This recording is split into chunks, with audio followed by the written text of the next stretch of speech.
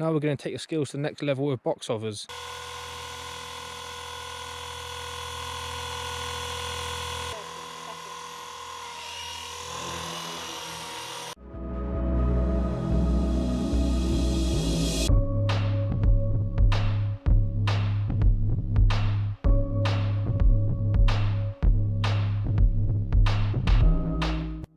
Hi guys, welcome to the second part of a mini series on learning to fly collective pitch radio controlled helicopters. If you haven't seen the first part, click on the card in the corner, there's some important information there. If you have, I guess you've got half decent at hovering now, and hopefully you've been practicing it a bit, even hovering in all orientations, which is great. Now we're going to take your skills to the next level with box hovers. So we'll be taking off and flying over to one corner, hovering there under control, to the next boot, to the next boot, and all the way in for a home run.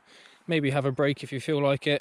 Practice that quite a few times. Get okay at that. Tail in first of all, of course. And then eventually moving on to other orientations. We're at a different location today in a little creepy clearing in the woods, trying to escape the blowing gales which are just above the treetops. Another very brief bit of theory for you guys, little tip. Make sure you keep your pitch and bank angles nice and low. Remember, pitch and bank, okay? Because if you end up pitching down quite a lot to move faster forwards, just take forwards as an example, then some of your total lift force is going backwards to make you go forwards, so you've got less downwards component to keep you up, so you have to use collective to increase the total lift force. Okay, so the more you pitch and bank, the more it's not level, the more you have to use the collective as well as the cyclic. So keep it simple by keeping it pretty much flat, so you'll mainly just have to use the cyclic.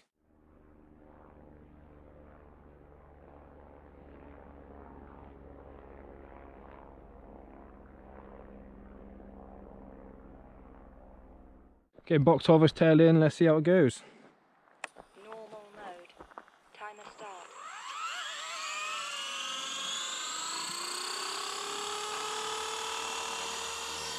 Get up away from the ground, into idle 1, turn off the stabilisation. So let it drift right with a small tap right, bit of left to get it under control.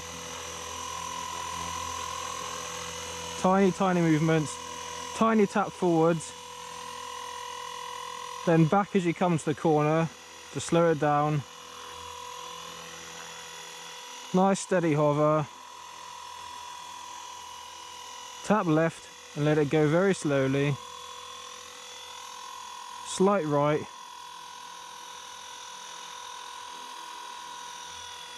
Hover there. Slowly back to this corner. Nice and controlled before the home straight. Tap right. Very slow drift right back in front of you. Now I like to come back behind the landing pad so I got a better view as I land.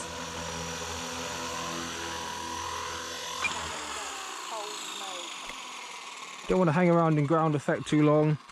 You're trying to slam it down too hard as well. Okay, so you've had a little break. You've maybe done that a few times, maybe even spent a few sessions on that, tail in, box hovers.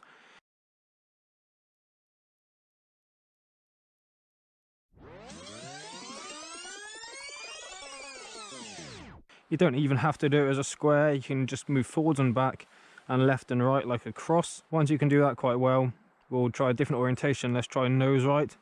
We'll try nose right clockwise. Okay, box hovers, nose right, clockwise this time. Normal mode. Timer start.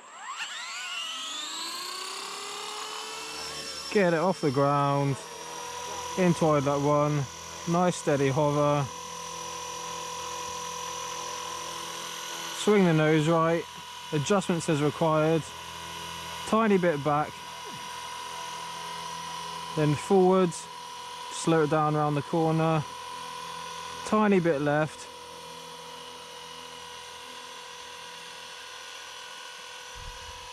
right to stop it, forwards again, nice and slowly, back to stop it over this corner, right to bring it back in on the penultimate leg.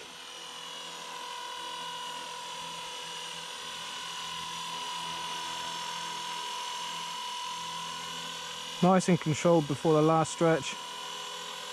Back and centre in front of you, back to tail in. Give your brain a rest. Land it for a break. You can keep going if you want. I like to bring it behind the pad, as I said. Don't fly it this close to yourself. Hold mode.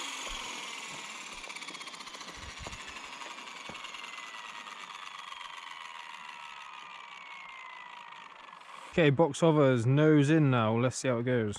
Normal mode. Timer start.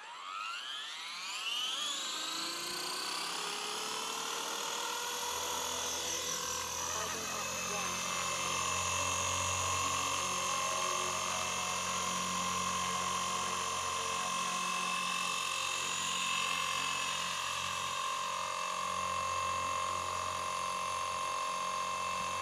Nose and hover, right and centre. Left to stop it. Back and centre. Get it drifting back nice and slowly. Forward and centre to stop it. Left and centre.